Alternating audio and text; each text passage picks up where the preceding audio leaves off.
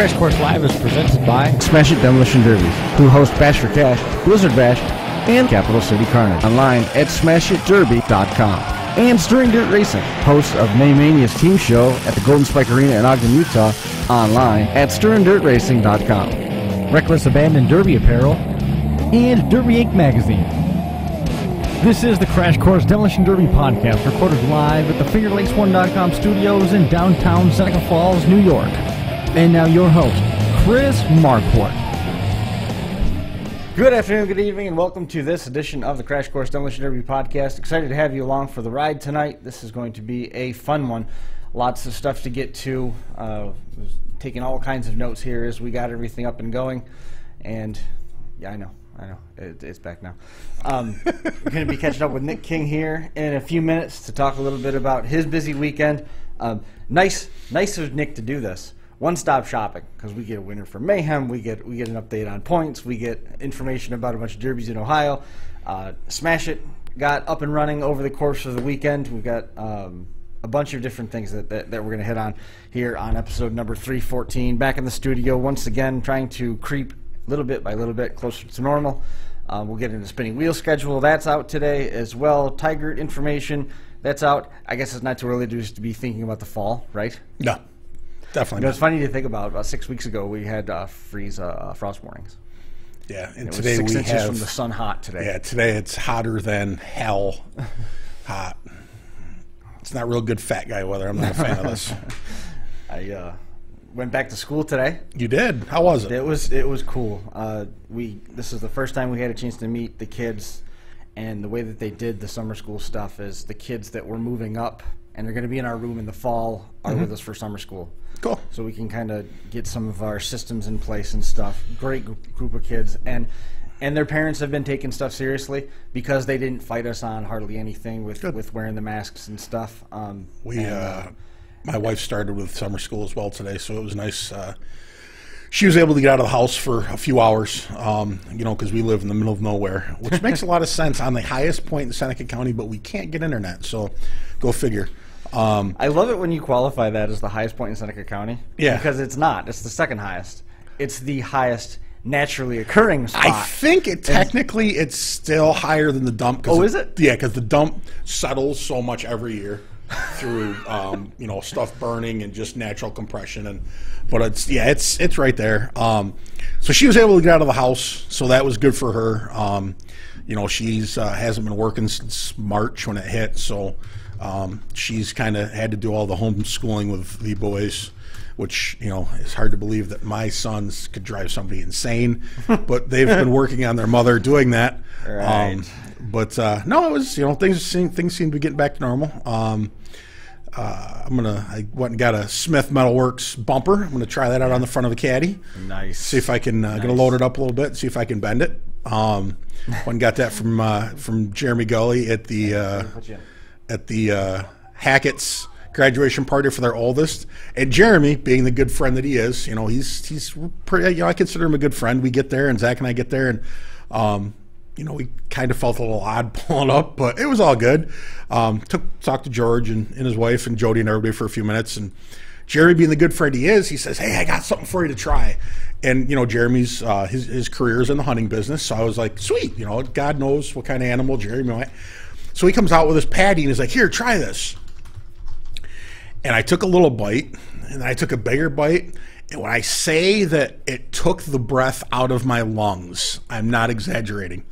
I did manage to chew it and swallow, but I'm pretty sure I had second-degree burns on the way down. Apparently we had some red stag sausage made, and it was hotter than the hubs.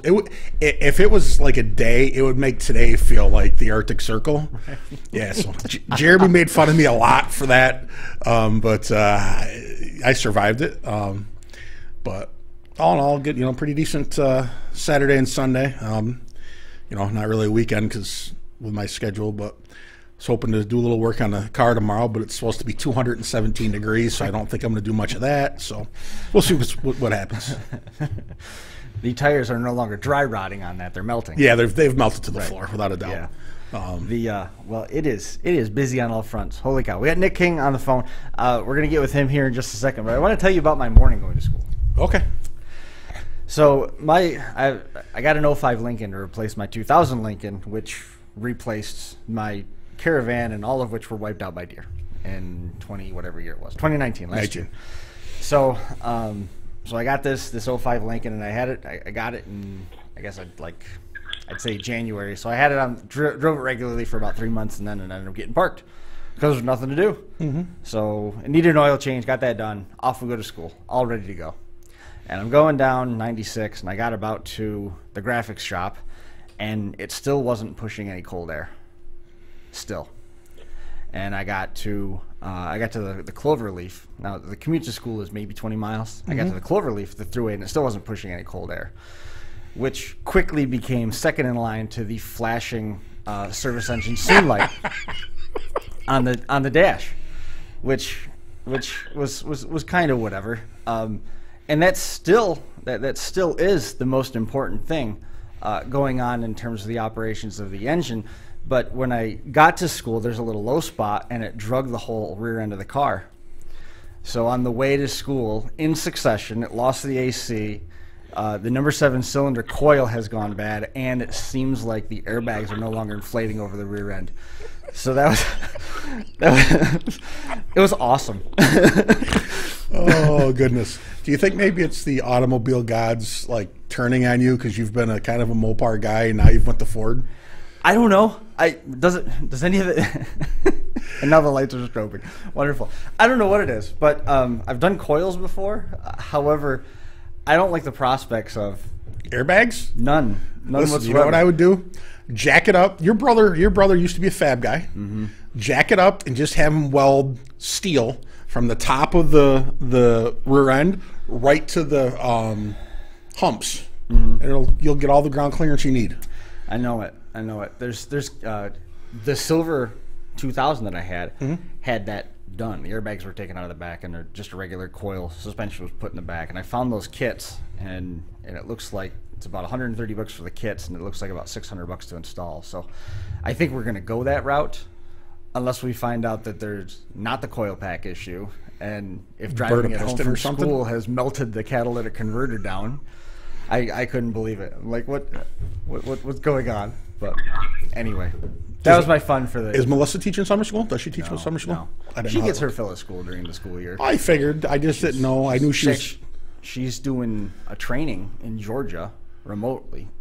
Well, I figured as long as she's been in Geneva, she's probably up there in seniority, so it would be her choice as to whether or not to do it. She is the chairperson of the science department. You know, have you ever wondered how a woman that smart, maybe ended up with? Never mind. I guess we won't go there. What were you going to say? How they ended up with nothing? No, I mean you're Chris Marquardt. It's basically above all, it's these stunning good looks. That's what. Let the record show that on your second date, I think, was with me, and she's still around. So she is a great girl. She's a keeper. I was surprised by that too. Keeper for sure. Yes. Nick King's joining us on. Oh, happy birthday, Ian Doyle. Yep. Ian Doyle celebrating a birthday today. Did you see he's got another baby on the way? Yes, he does. Yep. Somebody better show him a movie or something. They got to figure out what's making that happen. I bet Tom Bell could tell him. Yeah, there's books and stuff. Tom was back in the hospital for a few days. Yeah, he was. Yeah, I haven't actually. We talked for a minute when he was there, but I haven't followed up with him anymore. I'm glad you said that. Doing better. He back out.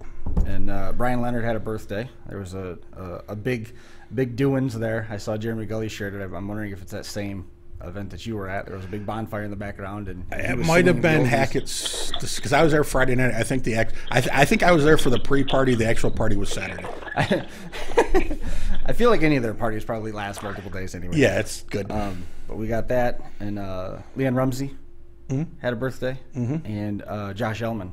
Yep. Of the famous Ellman clan in Dunkirk. He turned 21. And you got to know that you are in a derby culture when your dad is the one that takes you on your 21st birthday crawl. That's cool. Yeah, that was all right. So we got the car. We got to get to some of those things. We didn't hit. We'll come back to the state fair stuff.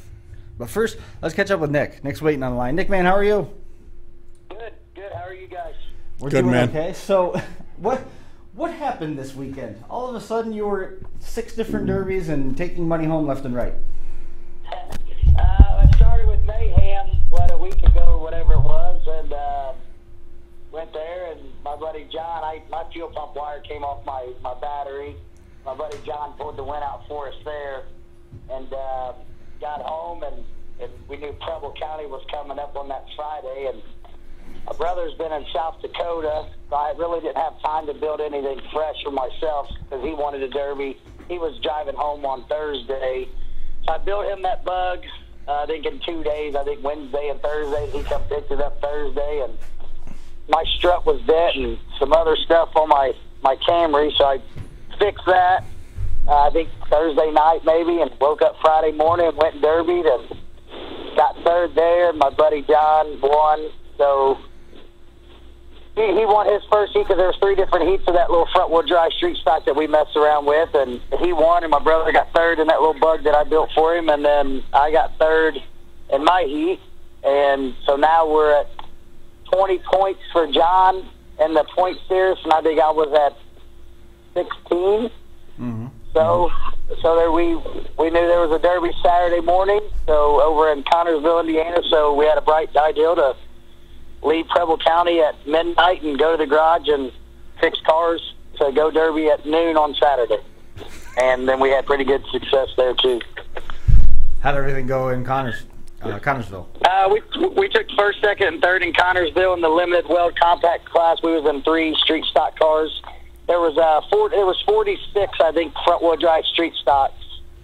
And then there was, I think, 6 limited weld compacts. And God's honest truth, the only reason we went was for the points. That's the only reason. We didn't go for no money. We didn't go for anything like that. We just strictly went for points, and we made a decision when there was only 6 limited weld cars to take our street stock cars out in the limited weld, and it paid off because we took first, second, third in that, and I don't think we would have panned out that well in the 46 car with street stock front-wheel drive because them dudes were driving hard, and they didn't like out-of-towners, so. I was following the story as it went online, and it was this weird docu-series, like, just maybe we're gonna go do this. I guess we're gonna go do this. Just loaded it up and chasing the points. We'll get into a little bit more about Mark Elliott's point series here and dive into some of the standings, and we got some highlights from Mark to recap here once we get a little bit deeper into the show. But I mean, what's a weekend like that like? I mean, to run the table like that, to go run against the limited welds. I mean, I remember Jake Sherman had a night like that one time. Mm-hmm. Had a week like that at the Otsego County Fair. It's just everything you touch turns to gold. It was a long weekend. It was 4th of July weekend. My wife, she didn't actually have to work, but she does an internship, so she was actually going to just go to work. So I had, you know what I mean, you have to make sure it's all right with her. And then I had my nephews with me on Friday. They went to the Derby with me Friday, so I got to make that decision going home. You know, like they're 10 and 12 years old. Do they stay out till 4 o'clock in the morning with me, or do I just not worry about the Derby Saturday? And both of them said, no, we're derbying tomorrow, let's go. So they was out there with me until 4 o'clock in the morning Saturday getting the cars ready, and then I think they woke up at 8 to go swimming while we went to the Derby. So it was long, draining. I don't think I did anything Sunday besides sit on my couch and not do nothing. I unloaded the car, and that was it. But it was fun. It paid off, and it was a good weekend. I would do it again this weekend if there was 3 derbies. So, what's next for you at this point? Well, I was going to come to Hardcore's show this Saturday. Todd Soap actually offered me a car, but I'm not sure. My softball team plays in a big softball tournament, so my weekends are always booked. I may scoot over to Pennsylvania if we got enough guys and run Todd's car because it's another point show. But if not, it's probably 6 or 7 county fairs around here where, you know, it's a lot of point shows, and then our county fair's coming up, and it's a lot. I know for sure on the 18th of July we're going back to Portland, Indiana, where Mayhem was held for a stock show over there because it's a point show. So we're going to go over there. We're going to a lot of places we've never been before just to follow the point series. Man, that's a sentence that we always hear when we talk about sportsman drivers, isn't it? Yeah, no doubt. It's neat. I mean, it's neat that these guys have something to chase, and there's definitely some good money on the line. So, Nick, man, how usually when we're talking with you, it's lately it's been about as in the inspector role. How are you liking the building and driving? I mean, are you making the inspectors pull their hair out, or versing the tables a little bit, or what? Just from where I've learned to from being an inspector, I have literally, like, even my buddies, I tell them, don't just build strictly to the rules. I don't want to get there and cut. And like at Mayhem, I had some 9-wire from my speaker deck to the floor, and Toby come up to me and said, you're going to have to cut that. I said, buddy, I will cut it right now. I don't care. I just want my stick. It's everything strictly to the rules. I've learned from being an inspector, I don't want to be, that guy anymore that pushes gray areas or says there's gray areas, because whenever I official, it's, I'm like, that's not a gray area. Don't say you can do it, so don't do it. So now whenever I'm building cars again, definitely these street stock cars, and I just go strictly, I'll call the inspector, like, hey, can I do this? They say no. I say, okay, that's cool, man. I'm not there to push any rules. Now, back before I inspected, I'd be cutting on cars for hours, but now that I flag and help inspect and all that, definitely for like Iron City, and then the years that I did it with Smash It and stuff, it's changed my perspective on building cars. And I just wish every Derby driver would be an official once or twice and inspect 100 cars so they can see, like, yeah, we're done pushing the rules. That would be interesting, wouldn't it? If everybody stopped being that guy. Yeah. Yeah, I mean, I understand pushing the rules. You want to get the best built car that you can build, but man, when you inspect 100 cars, it shows, and every single person's pushing a rule. Eventually, you're like, just stop, And then now that I build cars, and even when I help my little nephews build, cars for out of town, they're wanting to do stuff. I'm like, guys, let's just get by with what the rules say, and I don't want to get to this Derby and have to cut for hours or make it look like we're trying to, push the rules to the limit. Let's just build it like we know how, and we can drive our way down to the money. We don't need to, plate and do anything like that. So I just threw that question out there in the live chat on Facebook. At Brewster's tuning in. We've got Eric Remington in there. All for Him Racing is tuning in. Chad Smith. They got multiple back-to-back Derby weekends, and they got a few planned for the next few weeks. Pork Chop says that Nick used to have to cut a lot. Yes, I did. I'm ready for some pork chop cooking and some of that special juice he brings to Derbies. Smurf juice, right? Smurf juice. So I'm just listening to the conversation. So is it that, and has inspection had a mellow effect on you? Are you calmer now in terms of where you were as a builder too? I didn't hear you, Chris. Are you calmer now as an inspector and as a driver? No. I got a little heated Friday night driving, and I apologized to Fatty and them guys afterwards, and I lost my temper, and it wasn't cool, but I guess whenever, like I said, we went to Preble County strictly for points, and I don't care that I only won $200 and first place was $1,000. The $1,000 was not on my mind. It was the 10 points, and I felt I was still in, and I was still hitting a live car. I mean, I don't know if you guys seen the video or not, but I got out and I lost my cool for a minute, and it was the strictly thing on my mind was 10 points, not the $1,000 compared to the $200.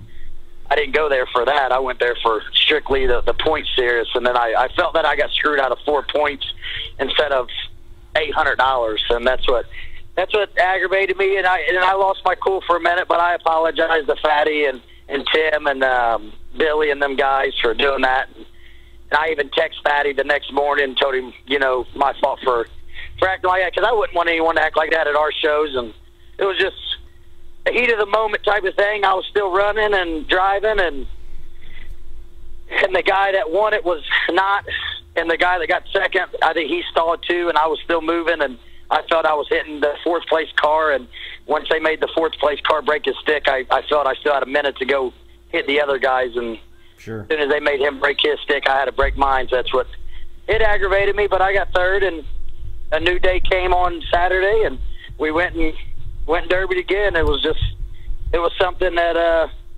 happened. But my drive is still there as a driver. I want to win, and I don't like losing. It's third place is losing to me. Second place is losing. It's first or nothing whenever I go anywhere. So it's. If I lose, if I lose, I lose. But if I felt that I was still in, and that happened. But like I said, I apologized, and another day came Saturday morning. We went to the garage after that and got the car ready again. Where's that drive come from? I mean, usually that's something that comes from within. That's a fire. That's a passion that comes from within. But it's cultivated from something too. I guess sports, half my life, and it took me, I bet I started derbying whenever I was 15, and I probably didn't get my first win till I was 22. So once you got that first one, it's, that's all you want now is just the win.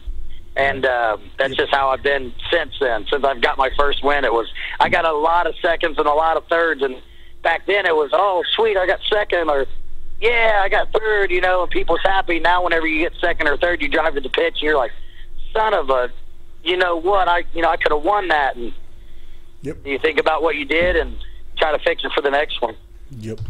If I could redo it again, I would not pull forward and slam on my brakes and let the guy hit me in the back because I thought it was going to make him bust his radiator, and then he kind of spun me sideways, and that's what got me bind up. I'd have just stayed hitting him, on this end, but I try to do a little drive away and slam on my brakes, and it cost me what I feel is a win now. But it was just a mistake that I made on myself, and I won't do that again. You were going to say? No, I was going to ask him. He mentioned, or we've mentioned that Nick works for Iron City. How are things looking for Keystone? Has Pennsylvania opened up on their regulations as far as people and events and all that good stuff yet, or how's it going? What I've been told is everything is going good because Hardcore's already had a show, and they're having another one this Saturday, the 11th, and then I believe they're having one on the 25th, and it's all there in Pennsylvania. So everything is good on our end so far. I believe Todd has talked to a few of the main city people about everything, and we've got some emails that state that everything's good. I mean, of course, we got to go by the guidelines of 6 foot and, mask or, optional. It's not mandatory that you have to wear them, but, you can wear them if you want. But we're just going to do just like every other show's doing. When you park in the pitch, you got 6 foot, and try to keep everybody separated. And as of now, everything's great. Entries are coming in. I think a lot of people was holding off to make sure that it wasn't canceled. But right now, the super stock class is paying $10,000. We're getting entries in good for that. I think the compact class, I think there's only maybe 8 entries left. The youth class is doing good. Smith Metalworks is really, really pushing that youth class to be a big show for us. So we thank them a lot for that. But yeah, I mean, other than that, Keystone's looking like it's going to be a great show for us. Let's be honest. Todd probably called the governor. And talked to him. I mean, that's Todd after all. Yeah, probably. Knowing Todd, he probably's got that guy on speed dial already. To make sure everything's good for us. The Keystone Nationals are set for September the 19th, Jefferson County Fairgrounds in Brookville, Pennsylvania. 10,000 to win super stocks. That is going to be full. It's going to be brimming with cars. Yeah. Awesome set of rules. 1,500 to win stock compacts. There's only 8 spots left there, as Nick just said. 700 to win youth class. The youth class, that winner is also going to take a turnkey, ready, derby prepared demolition derby car in addition to their winnings. So that's pretty cool. Yeah. Pit gates at 9, general admission at 2, derby at 6. All the division winners take home those championship belts as well. We saw those down in Florida, so that's a pretty cool add on Iron City Promotions. IronCityPromos.com is where you can find out more about that if you want more info there. So we got off onto our Keystone Nationals kick. I just wanted to point out that Nick has all intentions tonight of getting registered for the Crash Course Nationals Virtual Demolition Derby, and Nick felt that he was wronged one time in a derby that I was in online, and it was just as he described, and I'm a little nervous because I don't want to get yelled at by Nick King. See, like even that stupid video game that has got my blood pumping when you was on there that night, you know, I don't like to lose, and I felt that night that I was getting screwed out of something that I felt that we could win, and then we ended up winning it all at the end of the night, and it was just my drive of winning. Even my buddies afterwards said, "Man, you know," I said, yes, it is a video game, but it's a derby, and I want to win. I don't care what it is, I want to win." How did you get into Demolition Derby to begin with? My dad derby, and my dad passed away in 2012, and he was derbying. I mean, there's pictures of me in my diapers sitting under a car, you know, with jack stands and him changing the rear end. I'm just sitting there, me and my brother. You know, my sister never really got into it, but me and my brother's been into it our whole lives. I think I started welding my dad's cages in when I think maybe 11 or 12. So I just been at it, I mean, my whole life. Is it still fun? Yes, I still have a blast. I still shake before I even derby. Like me and another guy, I just met him last year. His name's Jeff Ogley Jr. I think I'm pronouncing that last name right. Really super cool guy from Indiana. He come over and ran Preble with us, and me and him was talking, and he said he still gets nervous, and he's been doing it for, 10 years or whatever it is, 15 years. And I said, buddy, me too. I still get that nervous belly in me before I even go out there. I told my wife, I said, when that goes away, then I'm done. When I quit getting nervous and quit, getting antsy to do it, then it's no fun no more. Is there a difference, because you've been to Blizzard Bash? You were out there for one of the compact team shows. Is there a different type of nerves sitting in line waiting to pull onto the track at a county fair versus sitting in line and passing through the tunnel and pulling out onto the track in Topeka? Nah, not for me. I mean, it's all the same to me. I'm there to derby and drive my tail off. I've derbied, like you said, Blizzard Bash. I've ran Basher Cash Shicker cars. I ran Turn Back the Clock in, I think, 2010. I got fifth at Turn Back the Clock in 2010 or something like that, 9 or 10. So, I mean, I've ran a lot of big shows like that, and it's always been the same belly tingling, just like I'm pulling out there against street stock cars with 9 cars on Saturday. Right. It's the same exact feeling as if I put out on Blizzard Bash track or, Basher Cash or anything like that. Cool. How about you? It's weird. It comes and goes. Like, the last time I won Seneca County, I was nervous before the feature. I hadn't been that nervous in a long time. And then, like last year at Mini Meltdown, I didn't feel nervous, and I went out there and had a shitty show. So I don't know if the nerves,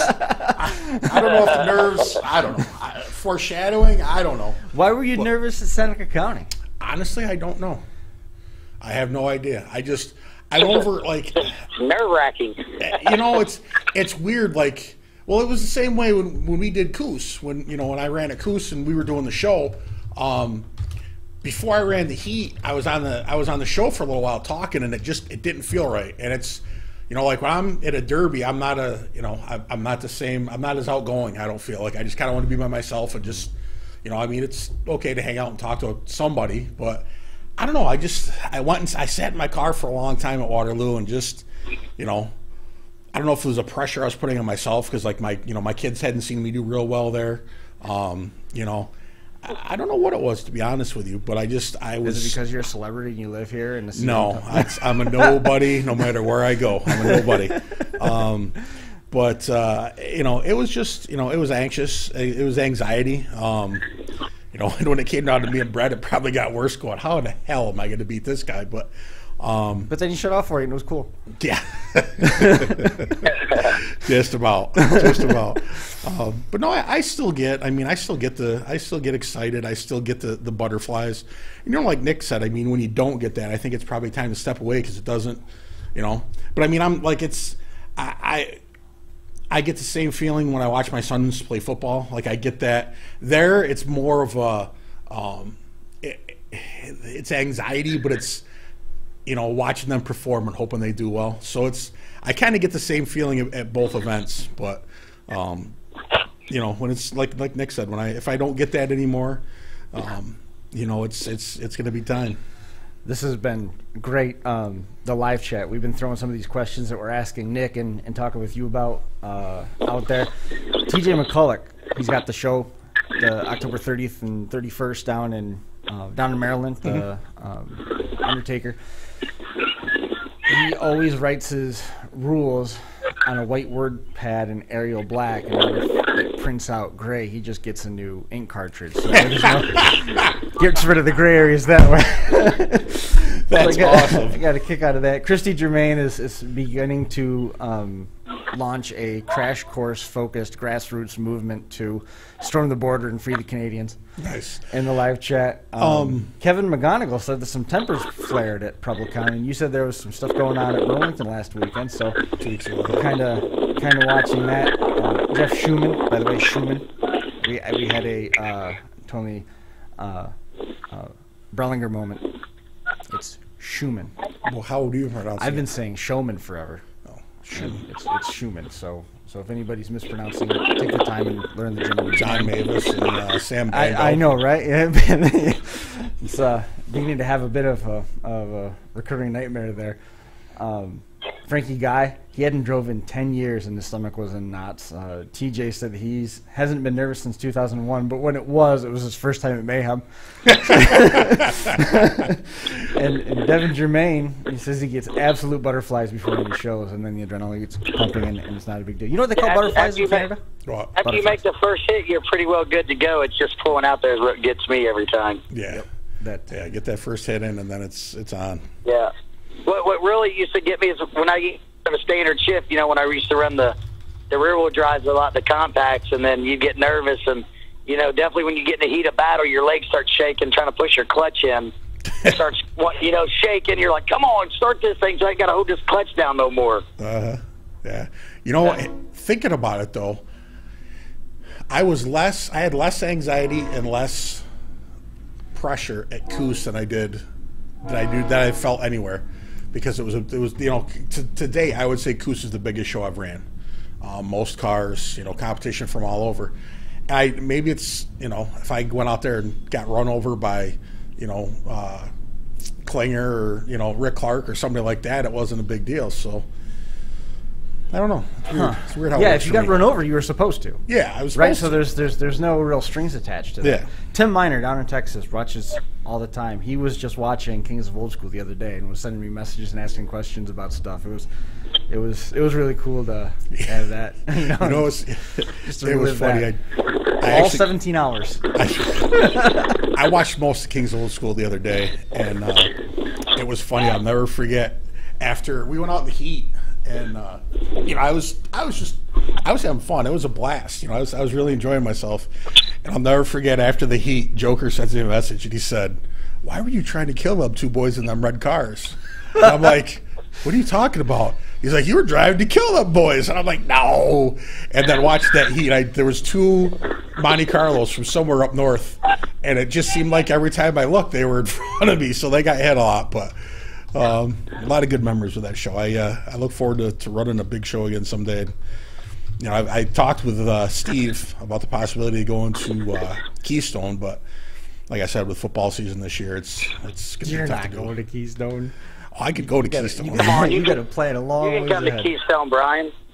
I'd love to come to Keystone. That would be a blast. The guys are going to be there. 3 hits, and I could just watch the feature there. I could watch the rest of the show. I'd be good. Scott Kiefer brought up a great point, and I've seen Scott be very surgical with a car. He's an underrated driver. I feel I've always enjoyed watching him run. He said that the nerves were always in the preparation. Once you got on the track, it was a job. It was going to work. This is what you were here to do. Yeah. So that's kind of an interesting way of looking at it. I thought that was... Brett always told me that. Brett said, you go out on a feature, you're going to work. He said, you're here to get paid. He said, it doesn't matter what the fans say. It doesn't matter what the officials say. You are there to do a job and make the money. Yeah. And it's worked well for I'm there. Brett. He hasn't had a bad career to this point. I spent my last dime going to a derby thinking that I'm going to leave with, $2,000, and I did it, and I've cost myself from it, because every time I go to the derby and that, I've been booed off tracks, and I've been cheered, and I've been booed more than I've been cheered. But I'm there to do a job, and that's to win and make money and go home and build another car. And Yep. I think that's what makes me the most nervous, because the pressure I put on myself. And it doesn't help that I run with my two little nephews a lot, and then now my buddy John's back in it. He's leading those points, but I think they're 21 years old, and they've been derby since they were 17. I think they've lost 3 times, maybe. So it's our nerves. It's something that we just we want to be winning and be the best that we can be at everything, and it's just, I don't know, one of those things that I think it just makes me nervous that I want to be the best. Is it better to get booed as a driver or as an inspector? Driver. You don't want to get booed as an inspector. That means you did a crappy job. Well, but you know what? That's the thing is, I almost think that an inspector that does his job right isn't going to be popular. Right. Yeah, What did you tell I'm me? not very popular in the inspector world. I've been cussed out. I've been yelled at. I've been told that I'm too hard. I mean, I've even been told to let up some before, and I said I'm not letting up. Everyone is cutting the same, and I inspect. Now my main one is Iron City, and then I work with Toast too. But I've inspected a lot of cars, all over. Vegas, Utah, then Toast. I look at the same way at every job. Everyone's cutting to the same. At least I try to make everyone the same when they pull out on that track. Absolutely. And if I get in trouble for that, if people don't like me for that, then so be it. Yeah. Christy King just said, "What's this winning thing you keep speaking of? You're supposed to be there to ruin someone's day, not make money." I've done that. I don't remember if we were on the air or if we were out in the parking lot when you shared that Troy Tag wisdom. Oh. And I forgot that until you said it again, and I love it. That completely puts into perspective what a tech guy has to be. A few years ago, we were at Blizzard Bash, and Troy and his family were there. And Troy is a worldly man. He's been through a lot. Worldly man. Very, very intelligent. They were having some issues in the tech lane. And I think it was one of those years where it was taking hours to get cars done. And Troy and I were standing there talking, and he said, all these inspectors got to do is say, yes, you found a gray area, but you have given yourself an unfair advantage. Therefore, I cannot let you run it. You're going to have to change it. And that's the way it is. I mean, you can't, you did, but you have an unfair advantage, and, it isn't fair to the rest of the drivers. So, you have to change it. And that's the way it is. I mean, I would rather have a level playing field. I mean, if I get beat because, I can't drive, then that's fine. But if I get beat because somebody's got plates and bolts and screws and everything else, then that's just, that's not fair. So I'm okay with hard inspections. I mean, my stuff is generally underbuilt anyway, so, I like the hard inspections. Right. So Russell Argo just had a great compliment, and I think this goes kind of in the same vein as what you were just saying. I can say Nick is a very fair inspector. I'm usually way underbuilt, and if he made a built car cut something that I have, then I have to cut it too. Mm-hmm. And that's right. And we got into that philosophical discussion about things along these lines when we were talking about built to the letter of the rule or built so that everybody's fair. Mm-hmm. And the higher you go from the county fair to the regional to the national stuff, it's typically built to the way the rules are written. But that's also because the rules are written by professionals who know how to word things to make sure some things don't happen. Yes.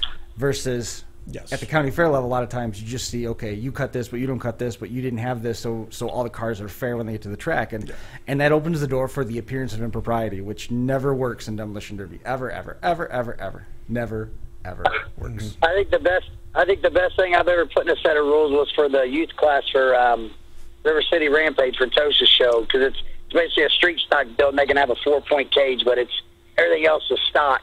And I put it at the very bottom. If you have to call, the answer is probably a no. Actually, it is a no. Do not call. It is a no. And I've literally had no calls.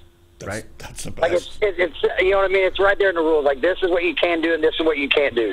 There is no gray area. There is no, it's bone stock. You know, you can have a 4-point cage and it says on there exactly how you can weld it in. And I put on the bottom, and I've had guys call. I've had a few guys call, and they're like, but they're not calling to ask questions. They're just calling to make sure that they're doing it the correct way. Sure. You know, so I was like, that's... I like what Toast has put into his inspection, and what Toby actually told us at Bash is that, you know, there's certain things to where, you know, you get like 5 small things. And anything more than that you know is wrong that you did to your car, you get loaded. Like, I think that's, you know, like, because guys will come up with, you know, it'll say 5 wheel well bolts, and guys come up with 10 or 8, or like, it says 5. Why would you do that? You know, it says a hole in your trunk lid, and there's no hole in your trunk lid. Like, the little stuff. I mean, you know, some stuff, yes, there's going to be discussions, and there's going to be trying this, especially at the national level. But I like the, okay, you know this is wrong, and you did it. You know, you get 5 of those, or you get 2 of those, and then you go home. Like, I think that's completely fair. Toast has got that down pretty good, that 5 infractions, because we can go through 100 cars, you know, in a good amount of time because of that rule. You know, and what gets people is they have to call Toast and ask, but if there's a weld if the weld's on the passenger side of the frame and it's wrong, and you did it on the driver's side also, that's 2. That doesn't count as 1. Yeah. That's 2 infractions. Mm-hmm. And a lot of guys thought that would be 1 because it was the same weld, just on different, you know, one's on the driver's side, one's on the passenger. We said, no, that's 2. That's not, yep. You know, one because it's the same weld, just on different sides. Yep, and that's cut a lot of stuff down at his shows where it's a pretty good inspection to where we can do 100 cars in a good amount of time. For sure. Yeah, but you got to do that at those bigger shows. I mean, it's, you know, you got to be tough. You know, guys will get the message. What kills me at those big shows, when you're looking at a car, if you're looking at a car for over 30 minutes, you know, 45 minutes, that car probably shouldn't be running your show anyway. Yeah, I would agree with that. You know, and I've said that a number of times. I said, if you've got to spend that long on a car, they probably shouldn't be running, because either they're overbuilt or they just blankly just encourage your rules and said they're going to do whatever they want to do, and they can fix it when they get there. Yep. And I've always said, if you're taking that long, like even when we was out in Utah before, we was taking a lot of time on a car. I said, guys, we should not be taking this long on this car. Either we're going to tell him what he needs to cut, or, you know, load him. We should not be, you know, trying to figure out how we can get this kind of run when he's way overbuilt. Yeah, right on. But I mean, you know, to be fair, I mean that's kind of the Ohio motto is, you know, we're going to build it the way we want. We'll cut what they catch when we get to the Derby. I mean, you got to admit it, Nick. That's kind of how a lot of guys build. I know, and anymore when you're getting 100 cars at a show, sometimes I think you just got to crack the whip and say that's not going to happen no more. And I think if promoters start doing that more, I think guys would be less anxious to do it. And I think that's what helps Toast out, is the 5 infraction rules has really helped him with the making the inspection line go faster. Sounds like Nick's on a softball game tonight. My nephew just hit an end of park home run while I'm watching. Nice. Sweet. The little one that was on my Facebook, I was adding water to my radiator at 4 o'clock in the morning. That's awesome. Frankie guy, if you're willing to weld it on, be willing to cut it off. Exactly. Well, you're going to be able to see Nick in the inspection line doing his best at the Keystone Nationals with Iron City Promotions here coming up soon. We told you a little bit about that. He's going to be in action here in the coming days. There's a number of smash shows happening in Ohio and a number of events that are going to be happening on the Indy 527 Unified Point Series schedule as well, so you're going to be able to see them there. Nick, man, congratulations on the week. It's been a pretty eventful 8 days or so. Hopefully that momentum keeps going, and I wish you the best of luck getting registered tonight. There's only 40 spots. Make sure you get one. Yeah, 8 o'clock, right? I'll be there, and I'll get signed up and have everything ready. And I think I've got a few local guys I think is going to sign up for that too. We're pretty excited about it. Awesome. Is this a team show or I run by myself? No, it's not a team show. Sweet. No, it's not a team show. No, Brian, we'll make it a team show before we go out there. We'll link up and run together. Look, I'm going to be a rookie on this. I'm hoping to get some a run or two in before I get there because I've never done any of this, but... Hey, I'm new to it, too. Half the time, I don't even know if I'm going forward or reverse or what car's mine. I hope not that bad, but hopefully I get a run or two in before. If not, I'm just going to, I don't know, I'll have fun doing it. Yes. Awesome. All right, well, thanks for having me on, guys, and hopefully I can talk to you guys before Keystone. Well, we sure will. We'll catch up with you before that. All right, thank you, guys. Enjoy the game. We'll see you later. Bye. That was Nick King checking in, letting us know how things went. It was a good week. You can't argue that. Yeah, it's not a bad week. There was interference on Scott Kiefer's end. I'm not sure what's going on. What exactly interference means? It might have been the wind noise in the headset from what we had there. So let's get you all squared away here on some of the other stuff that we got to talk about. Unified Point Series, we talked about it. John Shipley, we alluded to him a couple times. He is the current points leader right now. A lot of crazy stuff happening in and around that this weekend. Congratulations out to John Shipley, Madison Township, Ohio. He is the standalone leader. 3 big wins so far this year: Mayhem, Preble County, and Connorsville, Indiana. Andy Burrows and Michael Kelly went into the weekend in a 2-way tie for first and a logjam over there at second. But as we expected, the more events we get in, it starts to sort itself out. Additional shows that are coming up for the Unified Point Series: Destruction Motorsports, Marion County Fair in Indianapolis, Indiana on the 17th. On the 18th, it's Getting Junks, Jay County Fair in Portland, Indiana. July the 25th is Destruction on the Knob in Markleysburg, Pennsylvania. That's hosted by Hardcore Derby Promotions. July the 30th is Triple D's Knox County Fair in Mount Vernon, Ohio. July 31st, Ruts Fabrications, King of Butler County. That's in Hamilton, Ohio. And then July 31st and August 1st is Urban Destruction. Getting that one back on the schedule, hosted by Wicked Derbies in Evansville, Indiana. Stay up to date online, www.527unifiedseries.com. We talked a little bit about Smash It schedule. Hopefully there it is. July 11th, Stark County Fair in Canton, Ohio. Leaf Class, Smash It, Compacts, Mini Trucks, Stock Wire Class, and the Power Wheels. Then we move on to the Fat County Fair in Washington Courthouse, Ohio. 7 o'clock start. Street Stock, Compact, Street Stock, Smash It, Compacts, Pro Stocks, Power Wheels. And then they get a little bit of a break here until August the 1st. They go back to Preble County and Eaton, Ohio. Pro Stocks, Street Stocks, Compact Street Stocks, minivans, trucks, SUVs. Those are built to the Street Stock rules.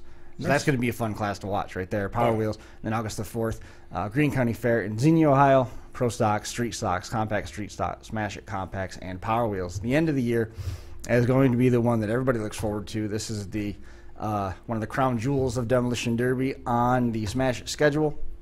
Blizzard Bash 2020 at the Stormont Vale Event Center in Topeka, Kansas. November the 11th is the heat draws. November 12th, national and qualifying team bracket opening rounds. November the 13th is a national and qualifying team round number 2. I almost think that's going to be Friday the 13th. Yes. Ooh, all sorts of ominous doom and gloom there for the superstitious ones. November the 14th, compact and limited weld team heats, and then all the Team B features that night with the trucks, the limited weld one and dones on the schedule there. And then Championship Sunday comes around, all the Team A mains on November the 15th. www.blizzardbash.com for additional details. And so I'm excited about this.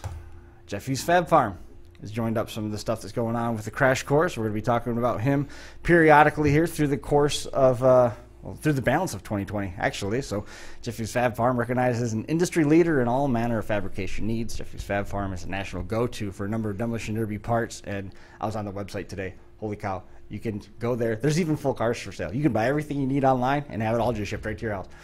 Jeffy's Fab Farm, they specialize in the LS conversion components, but they earn tons of recognition in Demolition Derby with the various header offerings because, I mean, if it's got an exhaust flange, he's got a header for it. Jeffy's Fab Farm just released a solid 4-cylinder Camry engine mount and also Hyundai Elantra 1.8 and 2.0 headers. The store offers bumper-to-bumper selection, including fuel and air parts, suspension and transmission items, steering components, pedal shifters, switches, gauges, welding centers, everything. It is a one-stop shop. If you need it, it's at Jeffy's Fab Farm online, jeffysfabfarm.com. Check out the virtual store. Get on there and order now. Yeah. Jeffy's really a good dude. Jeffy Schumann. Schumann is keeping score at home. Jeffy Schumann. I always thought Schumann was the way to pronounce it, but I guess you just said it wrong. That was one of the real nice things about our trip to Florida is Jeffy was down there as a driver and not a vendor and salesman. And so we got to just, remember we stood and sat and talked to him for probably half an hour, 45 minutes. Just a good dude, smart. He's one of those guys that, we've always been great fans and good friends with Jeffy. So very awesome that he's come on and helped with the online demolition derby. State Fair, not happening in New York. Yeah. Wise move. It's a good thing. Because the demolition derby embargo would have blocked all the entrances. Yeah, without a doubt. Without a doubt. I don't know. I don't know. We've talked about this every month or every week since it's happened. We just keep hearing about how there's more cases, but we're also at the lowest death rate we've had since it started. But that doesn't make the news. That's a frustrating thing for me. I don't know. I pray that people in power aren't playing games, but it's starting to just annoy me. But nothing I can do. Just going to sit here and talk about demolition derby. Well, we should probably do that. Spinning Wheels Productions releasing their weekend schedule for Mini Meltdown, August 29th and 30th. I don't know if you saw this yet or not. Yeah, I did. Power Wheels going to be event number 1 on Saturday, August the 29th. Registration and inspection opens at 6 a.m. Inspection closes at 11 a.m. No exceptions, period. It closes. If you're in line, too bad. So make sure you get there early enough to get through. Action starts at noon. They're going to have a best of show presentation, best spring car like they usually do. Meltdown Heat 1, Meltdown Heat 2, Bone Stock V8, Meltdown Heat 3, Heat 4, then the Economy V8, the last 2 Meltdown class heats on track. Then the compact trucks and minivans are event 10. Meltdown Heat 7 as needed is Heat 11, then the Extreme V8 class. I was hoping that'd be Sunday for the first day. It's a good way to end it. I mean, it's a good way to end the first leg of the program. Sunday, action starts at noon as well, so long as the day before has ended. Those guys are going to push the pace. It'll be fine. Power Wheels are going to kick things off. Then Consies 1, 2, and 3, depending on what heat you're in. 1 through 3 is Consi 1, 4 through 6, 6 through 8. So on farm trucks, the compact truck and minivan heat, economy V8s again, stock V8s, full-size trucks, and then the Meltdown features event number 10 on Sunday, August the 30th. So there's the schedule for Spinning Wheels Mini Meltdown. So that was some good news to find today. Did you see the picture of Kylie Gully's PT Cruiser? I did. And you know what? Awesome. I'm gonna be a little bit of a jerk. There's way too many butterflies on that. Yes. I don't like it. Yeah, that's sad. Real sad. She, for those of you that don't know, Kylie is one of Martin Gully's sisters. She likes to demo PT Cruisers, and she did a pretty cool paint job of Smurfs.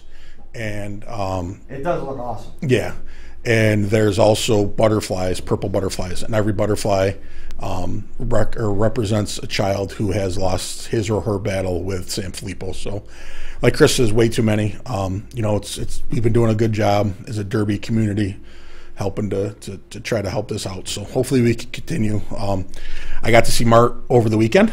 I went and picked up a bumper, and it's funny whenever we're around the gullies.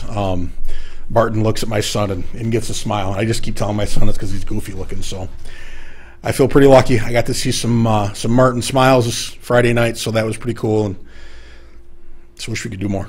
Absolutely, I agree with that. Did we hit on everything from? Oh, I got messages coming in, and I navigated away from the page that I need. Did I cover everything from Mark Elliott's stuff? Yes, you ran John through Shipley, Nick King, Red Tussey, Jeremy Riley. Points. Burrows and Wingrove coming up with 5th. Red Tussey and Jeremy Riley had out-of-state wins in Ohio for Smash It. Matt Wingrove and John Shipley drove for Rouse Promotions in Indiana. We went over the dates. I I did miss something. The Flex Fit Snapback Unified Point Series hats are now available on derbytees.com. I did miss that. And we went over the schedule, so there's that stuff taken care of. The Tim Tiger Memorial, their registration is going to open August 1st, and they have piles of cars there. Jason Cope going to be overseeing that one again, and he's also taking over the Southern Nationals. Yep. So he's going to be overseeing that derby down there. And, yeah, we've covered pretty much everything, and we did it with about 6 minutes to spare. Or 2. That clock's fast. Oh, all right. That clock's fast. Yeah, good show. I started trying to pair that up to figure out which clock I was supposed to follow, and we ended up going. That's what I've always. That's the clock. That's the clock of San Dimas. That's supposed to be the right one. That's the one we're supposed to go by. But when the one on the one that synced to the internet was a few minutes behind, that was the one that I ended up going with. So gotcha.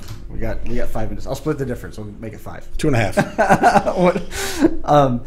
So the Crash Course Nationals, we talked about that a little bit last week. There's a big team derby coming up Wednesday, and some team action happening with Nate Metzger and Cog Live. American Beans has some derbies happening. Our registration for the Crash Course Nationals, 40-car Super Stock, 12-car Shocker, 12-car Weld Heat, opens up tonight. We're using Event Sprout. Candace Joe from Blizzard Bash has coached me through Event Sprout.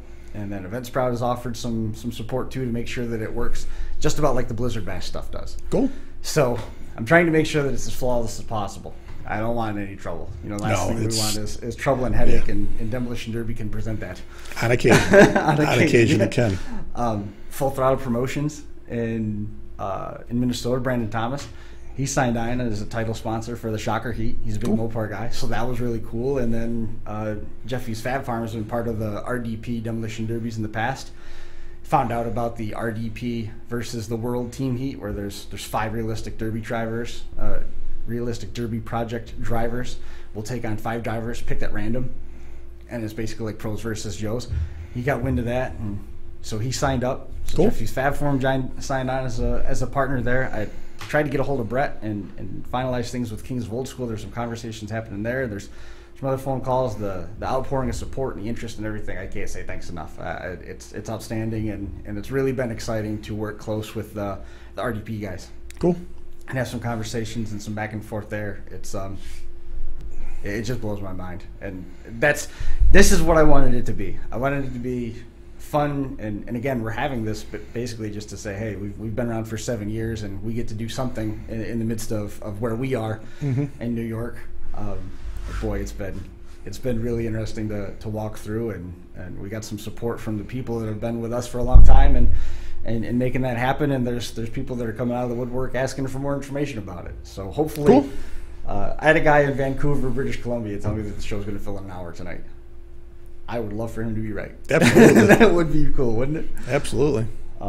So yeah, that's where we're at with that. Big thanks to Jeffy's Fab Farm, Smash It Demolition Derby, Iron City Promotions, Brandon Thomas, and Full Throttle Promotions, and all the drivers that are helping make that thing as special as we wanted it to be. It's been outstanding.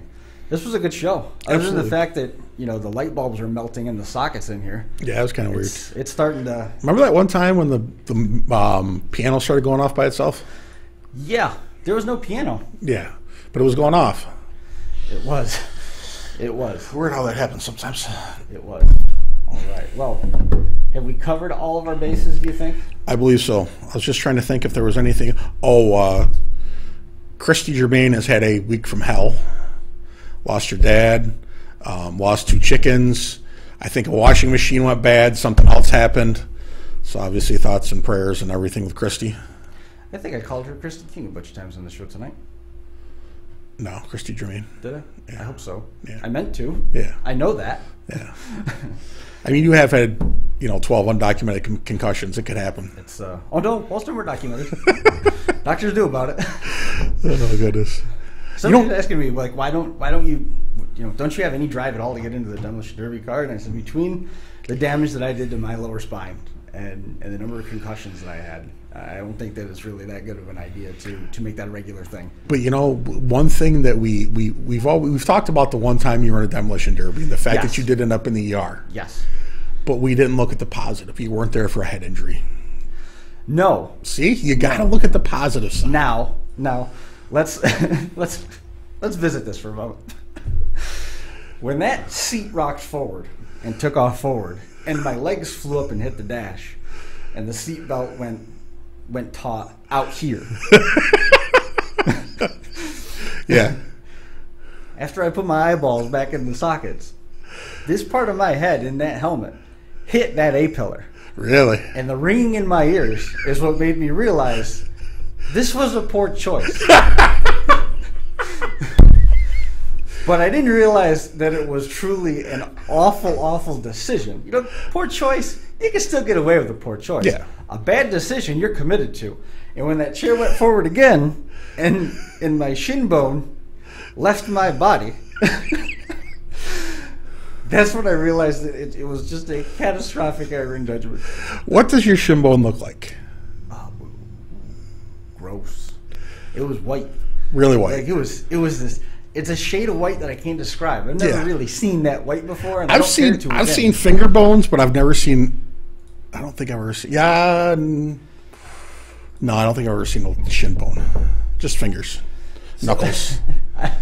When I saw that, I immediately just, I don't know where I went. So I don't know if it was the concussion, if it was still residual dizziness, or if it was the I don't have that great of a stomach. I still get the Kitty juice box after I get blood drawn at the doctors. I don't do well with it at all. But I showed men, true men demolition derby, adults, grown men, tough guys.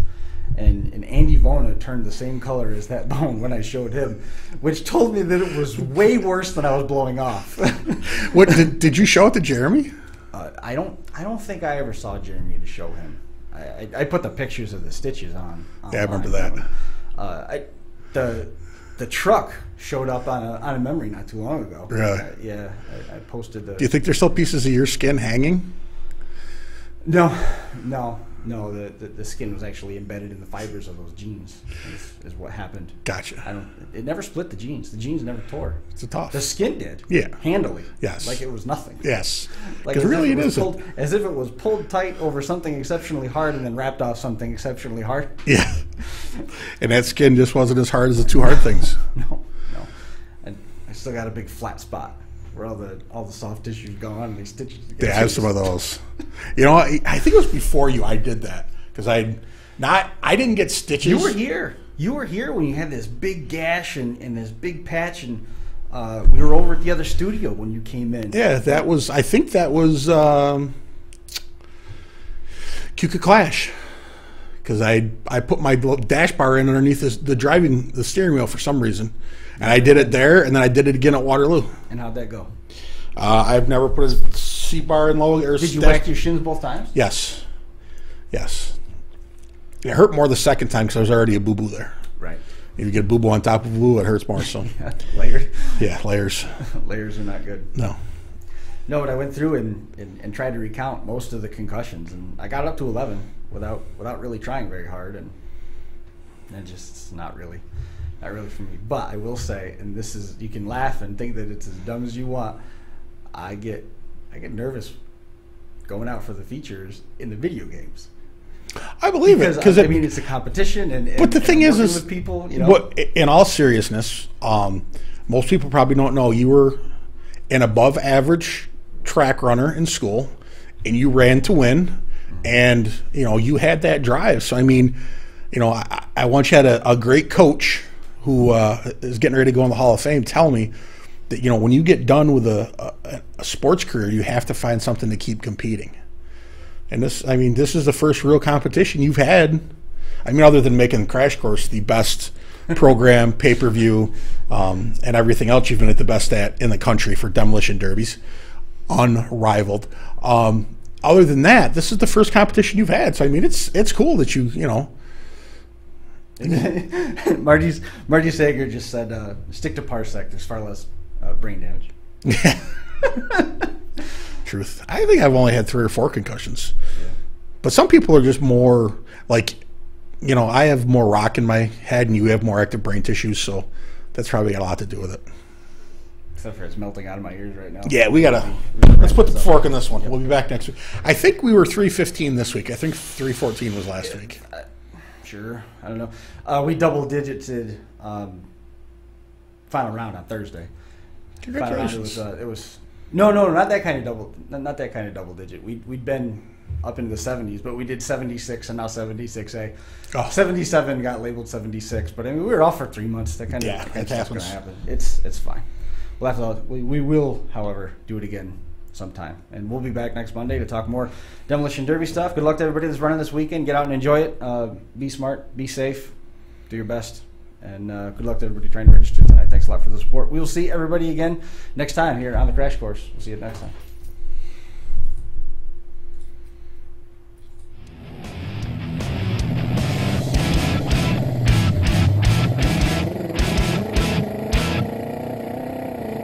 The Crash Course Live is presented by Smash It Demolition Derby, who host Bash for Cash, Blizzard Bash, and Capital City Carnage. Online at smashitderby.com. And Stirring Dirt Racing, hosts of Maymania's team show at the Golden Spike Arena in Ogden, Utah. Online at stirringdirtracing.com. Reckless Abandon Derby Apparel, and Derby Inc. Magazine. This is the Crash Course Demolition Derby podcast, recorded live at the FingerLakes1.com studios in downtown Seneca Falls, New York.